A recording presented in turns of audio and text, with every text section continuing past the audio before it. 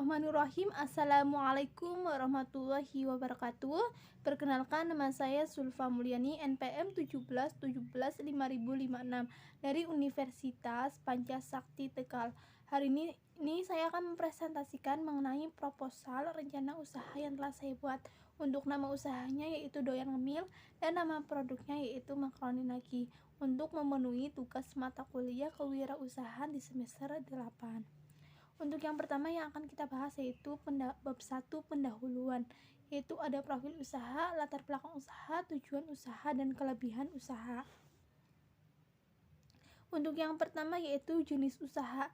Jenis usaha ini bergerak di bidang kuliner atau makanan ringan atau biasa kita sebut dengan cemilan. Yang kedua, nama usahanya yaitu Doyan Ngemil dan nama produknya yaitu Makaroni Nagi.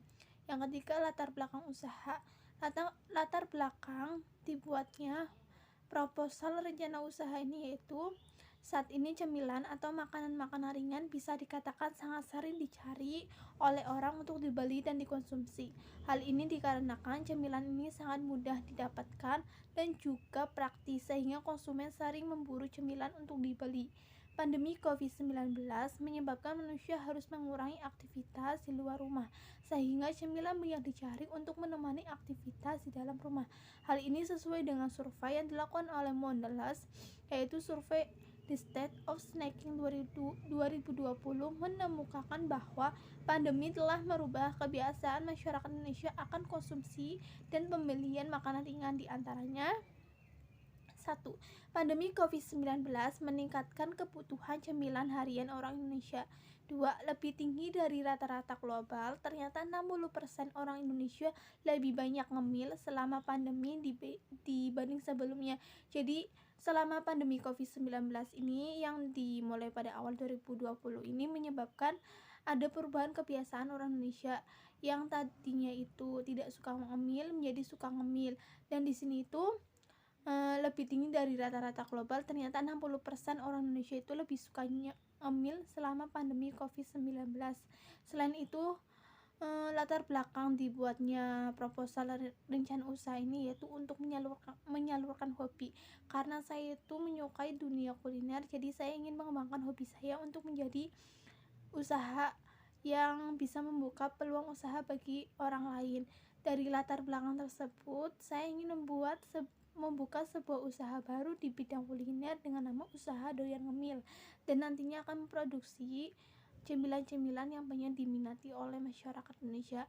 Yang keempat yaitu tujuan usaha. Yang pertama, memberikan solusi dalam mencari makanan ringan yang disukai orang-orang, terutama yang suka ngemil dan orang yang suka makanan pedas. Yang kedua, membuka peluang usaha baru. Yang tiga, bisa memasarkan produknya secara luas baik dari penjualan online maupun penjualan offline. 4. Mampu menembus pasar modern. Pasar modern yang dimaksud di sini yaitu mall. 5. Mendapatkan keuntungan yang sebanyak-banyaknya dari usaha tersebut. Sebuah usaha itu dijalankan semata-mata untuk mendapatkan keuntungan. Yang kedua yaitu gambaran umum dan rencana usaha. Yang pertama yang akan dibahas yaitu gambaran umum produk. Doyan Ngemil adalah bisnis yang bergelut di bidang kuliner, khususnya pada makanan ringan atau cemilan. Di dalam bisnis ini nantinya akan memproduksi cemilan-cemilan yang banyak disukai oleh masyarakat, dari mulai anak-anak sampai dengan orang dewasa. Salah satu produknya yaitu Makaroni Nagi. Makaroni Nagi adalah cemilan yang terbuat dari campuran gandum jenis jarum, tepung terigu, dan air. Makaroni diperkaya dengan berbagai vitamin dan mineral seperti zat besi, vitamin B1, vitamin B2, vitamin B3, dan asam folat. Tersedia berbagai rasa dan kemasan yang dapat disesuaikan dengan kebutuhan konsumen. Jadi Doyan Ngemil ini usaha yang bergerak di bidang kuliner dan nantinya akan memproduksi cemilan-cemilan yang banyak disukai oleh masyarakat Indonesia dari mulai kalangan anak-anak sampai dengan orang dewasa. Dan di sini juga itu tersedia dari berbagai varian rasa dan kemasan yang dapat disesuaikan dengan kebutuhan konsumen itu sendiri. Untuk pangsa pasar yaitu atau target pasarnya sendiri yaitu dari mulai anak-anak sampai dengan orang dewasa. Untuk lokasi usahanya sendiri yaitu memasarkan produk Makaroni Nagi dengan menitipkan produk pada toko-toko terdekat yang memiliki potensi penjualan yang tinggi. Selain itu bisa melalui media sosial seperti Facebook dan Instagram. Untuk selanjutnya yaitu masih di bab 2, untuk logo produknya yaitu seperti ini, berwarna kuning yang menandakan itu keceriaan bagi orang yang mengkonsumsinya. Untuk kemasannya itu berbentuk pouch, nantinya itu tersedia dari berbagai jenis ukuran, dari mulai ukuran besar, sedang, dan besar, sedang, dan kecil. Untuk kemasannya itu nanti dibikin 3 variasi untuk bisa disesuaikan dengan konsumen. Kan biasanya anak-anak itu kan lebih suka yang kecil, nanti orang dewasa yang besar, tergantung nanti konsumennya sendiri mau kemasan yang seperti apa, yang mau yang besar, sedang, ataupun rendah, ataupun kecil. Kalau di gambar ini tuh kemasannya tuh sedang, jadi di tengah-tengah ya gitu. Di sini tuh ada berbagai varian rasa dari mulai balado, pedas asin, dan jagung manis. Di bab 3 ini kita akan membahas tentang hak dan kewajiban. Untuk yang pertama itu hak yang harus dipenuhi. Untuk hak yang harus dipenuhi itu terdapat di pasal 6 Undang-Undang Nomor 8 Tahun 1999 tentang perlindungan konsumen. Telah disebutkan bahwa yang menjadi hak pelaku usaha. Jadi di sini tuh hak yang harus dipenuhi atau hak dari pelaku usaha itu sendiri yang udah terdapat di pasal 6 Undang-Undang Nomor 8 Tahun 1999. Yang pertama, hak untuk menerima pembayaran yang sesuai dengan kesepakatan mengenai kondisi dan nilai tukar barang ataupun jasa yang diperdagangkan. 2. Hak untuk mendapat perlindungan hukum dari tindakan konsumen yang beretika tidak baik. Hak untuk melakukan pembelaan diri sepatutnya di dalam penyelesaian hukum sengketa konsumen. Hak untuk rehabilitas nama baik apabila terbukti secara hukum bahwa kerugian konsumen tidak diakibatkan oleh barang atau jasa yang diperdagangkan. Yang terakhir, hak-hak diatur dalam ketentuan peraturan perundang-undangan lainnya. Untuk kewajiban sendiri yang harus dipenuhi oleh seorang pelaku usaha, yang pertama yaitu di sini itu termuat dalam pasal 7 Undang-Undang Nomor 8 Tahun 1999 tentang perlindungan konsumen adalah 1. Beretikat baik dalam melakukan kegiatan usahanya. 2. Memberikan informasi yang benar, jelas, dan jujur mengenai kondisi dan jaminan barang dan jasa, serta memberi penjelasan penggunaan, perbaikan, dan pemeliharaannya. 3. Memperlakukan atau melayani konsumen secara benar dan jujur serta tidak diskriminatif. 4. Menjamin mutu barang dan jasa yang diproduksi atau diperdagangkan berdasarkan ketentuan standar mutu barang atau jasa yang berlaku. 5. Memberi kesempatan kepada konsumen untuk menguji atau mencoba barang dan jasa tertentu serta memberi jaminan atau garansi atas barang yang dibuat atau yang diperdagangkan. Yang keenam, memberi kompensasi ganti rugi dan atau pengganti atas kerugian akibat penggunaan, pemakaian, dan pemanfaatan barang atau jasa yang diperdagangkan. Yang terakhir, memberi kompensasi ganti rugi dan atau penggantian apabila barang atau jasa yang diterima atau dimanfaatkan tidak sesuai dengan perjanjian. Itu merupakan hak dan kewajiban dari seorang pelaku usaha. Untuk di bab 4 itu ada analisis usaha. Analisis usaha yang akan dibahas di sini ada kekuatan, ada kelemahan, ada peluang, dan ada ancaman. Untuk yang pertama itu kekuatan.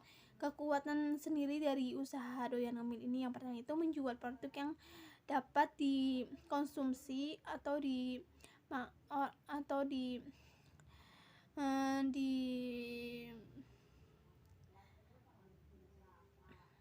dikonsumsi oleh semua kalangan masyarakat dari mulai anak-anak sampai dengan orang dewasa.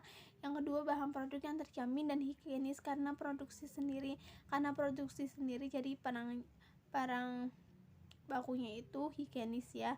Yang kedua, kelemahannya sendiri itu produknya mudah ditiru. Yang kedua, munculnya cemilan-cemilan yang baru yang lebih diminati. Yang ketiga itu peluang, harga terjangkau, tersedia berbagai kemasan dari yang kecil sampai dengan yang besar, terdiri dari berbagai level sesuai dengan tingkat kepedesan yang diinginkan. Untuk 4 itu ancaman. Ancaman dari bisnis doyan ngemil atau makaroni nagi yaitu adanya pesaing yang menjual produk dengan harga yang lebih murah, karena kita tahu sendiri bahwa makaroni itu bahan bakunya mudah didapat dan prosesnya juga mudah, sehingga bisa ditiru oleh semua masyarakat ya. Untuk bab 5-nya sendiri itu ada metode pelaksanaan. Di sini ada praproduksi, artinya itu sebelum produksi. Dalam tahap ini dimulai dengan survei pasar. Strategi pasar yang dilakukan di toko-toko, supermarket maupun media online diharapkan dapat meningkatkan penjualan dan promosi produk. Jadi sebelum memproduksi suatu barang itu kita harus mensurvei terlebih dahulu kira-kira nanti produknya kita akan jual kemana, terus strategi pasar pemasaran itu seperti apa, mau offline atau online.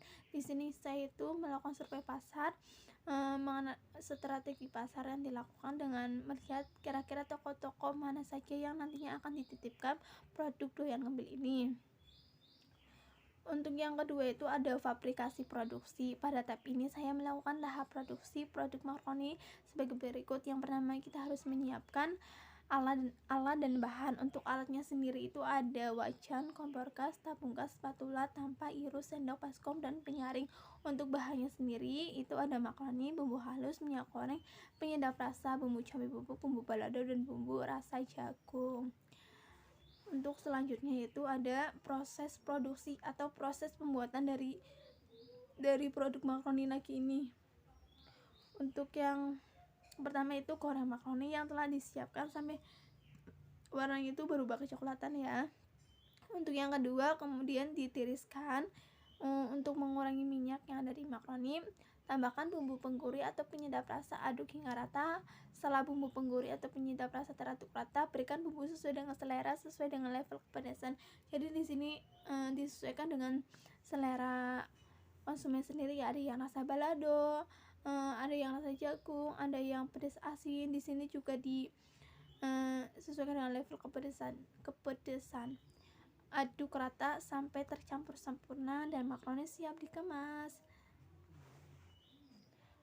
Untuk bab 6 atau bab terakhir itu ada anggaran. Anggaran sendiri di sini tuh sumber dananya itu berasal dari sumber dana pribadi. Jadi sumber dananya itu berasal dari saya sendiri. Untuk di sini ada justifikasi anggaran bisa kalian lihat di sini dari jenis perlengkapan dan bahan bakunya sendiri. Untuk perlengkapan itu ada wajan, kompor gas, tabung gas, spatula, baskom, penyaring, tampa, dan jumlah totalnya ada 445.000. Untuk di bawahnya itu ada bahan baku, ada makaroni, bumbu halus, minyak goreng, penyedap rasa, dan dapat kalian lihat di tabel berikut. Untuk jumlah totalnya itu untuk bahan bakunya sendiri itu 244.000. Ini itu untuk satu kali produksi ya bahan bakunya. Untuk satu kali produksi itu memproduksi 150 packs yang terdiri dari kemasan kecil 50 packs atau 50 pieces, untuk kemasan sedang 50 pieces, dan kemasan besar 50 pieces. Jadi untuk bahan baku di sini tuh 244.000 itu untuk satu kali produksi dengan memproduksi sebanyak 150 pieces dengan 3 kemasan yang berbeda, yaitu kecil, sedang, dan besar. Untuk modelnya sendiri untuk satu kali produksi ada 689.000. Itu modal awal untuk membuat produk usaha ini. Sekian presentasi dari saya, semoga bermanfaat untuk kalian semua. Terima kasih yang sudah menyimaknya. Wabillahi taufiq wal hidayah. Wassalamualaikum warahmatullahi wabarakatuh. See you.